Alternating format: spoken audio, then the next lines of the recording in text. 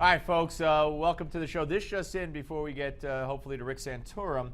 The Obama administration, yesterday and in days past, we've talked about this, the case of the former Marine, I know not former Marine, he's actually a Marine, who was jailed, imprisoned in Mexico, being treated like a dog, chained to his bed because he was caught with 4 guns crossing the border by San Diego. Now, he realized what he did at the time. He called 911. He said, I made a mistake, blah, blah, blah. And he's been languishing in jail, and our government to this point has said nothing. Well, now comes word through Jen Psaki, spokesperson extraordinaire for the State Department, that John Kerry raised the issue during meetings this week in Mexico City. And I just hope it's true. A spokesperson for Congressman Duncan Hunter from California, Republican, who was tried to bring this to national attention, said this is a good development, but still not enough. And Psaki would not go into a detail about what Kerry might have said during his 2-day visit to Mexico, which ends today. He did meet yesterday with the president of Mexico. It's very, very important, ladies and gentlemen. This man has, by the way, been called back to duty, back to active duty by the Marines. He has been what I consider to be some kind of prize or showpiece for the Mexican government. They should let this man out. This was a mistake. This is not a hostile nation, Mexico, supposedly. We're supposed to do everything for Mexico. We're supposed to let their people in. We're supposed to treat them like they're, open borders. And this is how they treat one of our Marines in a mistake, an obvious mistake. The parents of this young man are beside themselves, as you might expect. And I hope that it's the truth that John Kerry has actually brought up the name of this Marine and has insisted, more than bringing up the name, insisted that Mexico release this young man.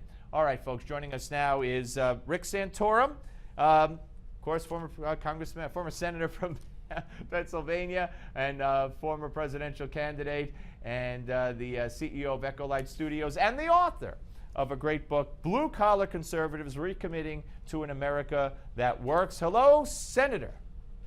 Hello there, Mr. Malzberg. How are you, sir? Good. How are you doing today? Doing great, thank you. All right, I got a couple of things I want to talk to you about. First of all, we had Ben Carson sitting here yesterday, and I just saw that Huffington Post picked up this part of what he said, and I think Jake Tapper actually addressed it with him a little while ago. Ben Carson said in the interview, referring to Monica Wiebe, the Republican candidate for Senate from the state of Oregon, who won the primary, even though they're trying to portray her as some kind of stalker. He said she has a very good value system. She's running in the state of Oregon. Now, she is criticized by some because she's pro-choice. Personally, Ben Carson said to me, she's pro-life and does everything just like I do to try to preserve life. But she's pragmatic. Also, she knows that there's no way you're going to win in Oregon with that stance. And I said, so she's compromising her values? And he said, no. Is it possible? And when he talked about saving lives, he meant as a neurosurgeon as well, because they're both neurosurgeons. But is it possible to be pro-life and run as pro-choice because you're not gonna, you're not gonna win if you don't? Is that pragmatic, or is that something worse? That's Mario Cuomo. Interesting. That's Mario Cuomo. That's the position Mario Cuomo had, which is indefensible, in my opinion. The idea that you can be personally something and not have what you believe to be true, and what she knows to be true as a physician, that life begins at conception, and to say, well, because I can't win, I'm not going to defend innocent human life and make the case to the people of Oregon, I think is indefensible. Yeah, I thought you would have that take on it. It kind of bothered me as well, to be honest with you.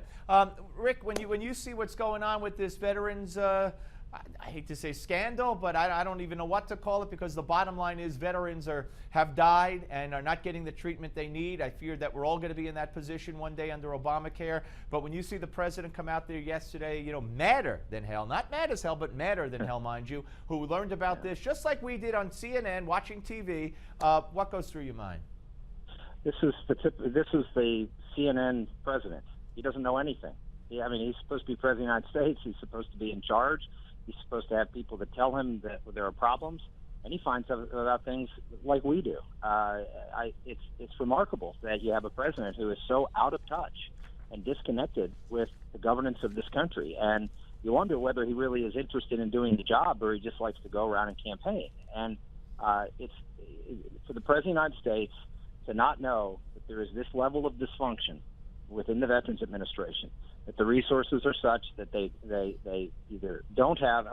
Look, my parents worked for the Veterans Administration. This has been a resource-constrained hospital system for a long time. And as you mentioned, it is not unlikely what's going to happen with Obamacare. Once healthcare becomes a budget item in the federal government, it's going to and it's a high cost. And as caring for our veterans is, then they're going to continually squeeze. And if they'll squeeze our veterans, imagine what they're going to do to the disabled. Imagine disabled who aren't veterans. Imagine what they're going to do to the chronically ill or the elderly. This is a good portend of things to come. And for the president to not know, here's the important thing.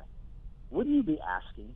I mean, if you're the commander-in-chief of this country, wouldn't you want to know what's going on in the VA? Wouldn't this be something that would be a high priority for you to make sure that the care that's being given our veterans, both within the Defense Department and in the VA, is the best, and that you have actually someone on top of it keeping you informed?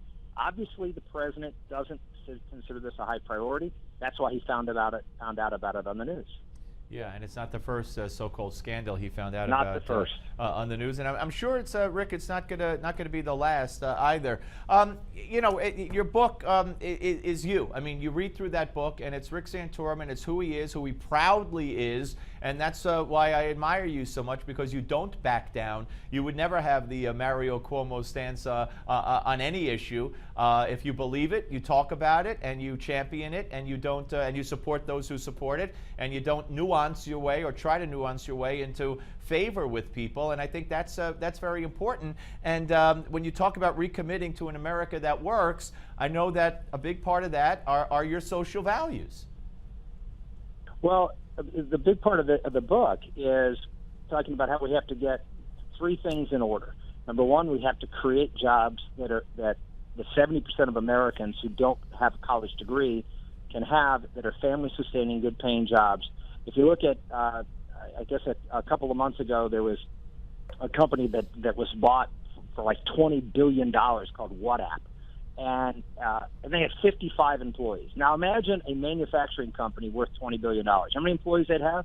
They'd have tens of thousands of employees. Yep. So when you talk about redistribution, I'm not for redistributing wealth, but manufacturing, by its nature, distributes wealth much more equitably than a lot of the, quote, high-tech companies that we're involved with. And not that you had to, I'm not saying these are bad. It's great. I mean, we need to innovate, and we need to reward that innovation.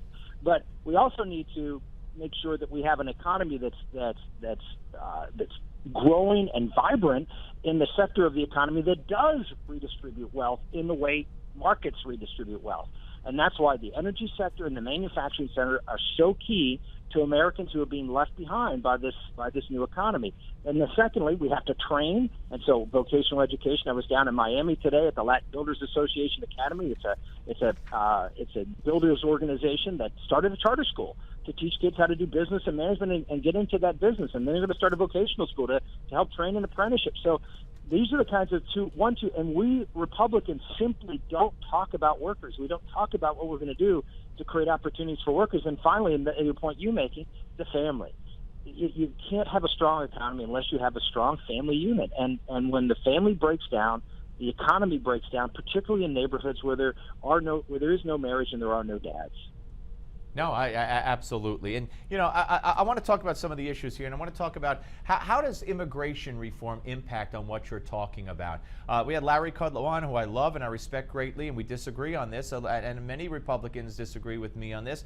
I just don't think immigration reform, we're not following the laws we have now. We've never built a fence. We're releasing hardened murderers, criminals into society because they're waiting to be deported. Obama's not following the law on immigration. So a new law, I think, is a big mistake. It will take the base and deflate it. But when it comes to the American dream, when it comes to business and the economy and getting a job, because 49% of people who are unemployed, Rick, the study just came out, a poll just came out, have given up. So if you have immigration reform, high-skilled workers, low-skilled workers, middle-skilled workers, more people coming into the country, what's it going to do to what you write about?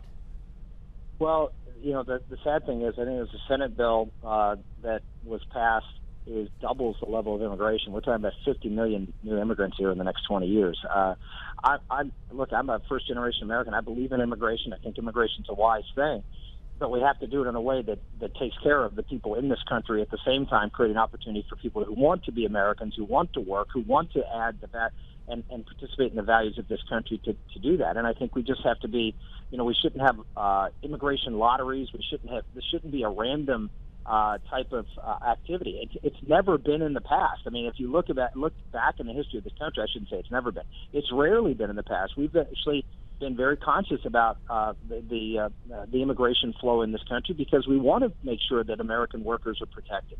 And so illegal immigration is just one aspect, but illegal immigration is another one. And you're right. I mean, the first thing we need to do, I'm not interested in any solution to the immigration issue until we create a finite problem. And right now, with the insecurity at the border, there is an infinite problem because if we, quote, fix immigration, we simply create another problem by attracting tens of thousands and millions of more immigrants into this country who will create the next 12 million 20 years from now or 15 years from now that we'll have to deal with. So the issue is secure and make sure that we create a finite problem of how many illegal immigrants there are in this country, and then I'll be happy to discuss what to do. And not to mention how all those people will affect our healthcare system, which, if the VA can't take more returning veterans from the 2 wars we just fought and are fighting, how is a healthcare system that's losing doctors and closing up shop and hospitals closing, how on earth would we take all those people in and make that work?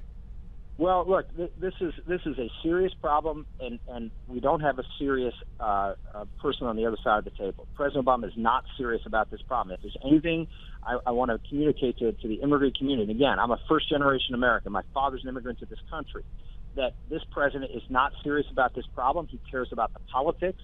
He is not interested in compromise. He is not interested in doing the right thing. He is interested in playing politics so they can they can point to the Republicans and say, oh, they're against you. That is absolute tomfoolery. It's ridiculous. The president had 2 years. We had a majority in the House. He had a majority in the Senate. He could have done anything on anything. He could have done any bill he wanted. And he did nothing, and now demagogues it all. Yep. He never even proposed a bill in 2 years. So the idea that this president says it's the Republicans' fault is a lie. I know that's going to come as a shock to people, but he is, again, another instance where the president is not being honest about his political intentions and uses these very important issues. This is an important issue for American workers. Yep. It's an important issue for immigrants. And remember, almost half the immigrants in this country who are here illegally came here legally. So we're not talking, everyone thinks, oh, you're right. prejudiced against Hispanics and Mexicans. That's not true. No, absolutely. I mean, that's less than half the immigrants in this country who are here illegally. Rick, I got the clock ticking, but the book, Blue Collar Conservatives, Recommitting to an America That Works, Rick Santorum. Look forward to speaking to you again, sir. Thank you. Thank you, Steve. All right, Rick Santorum, folks. We're coming back.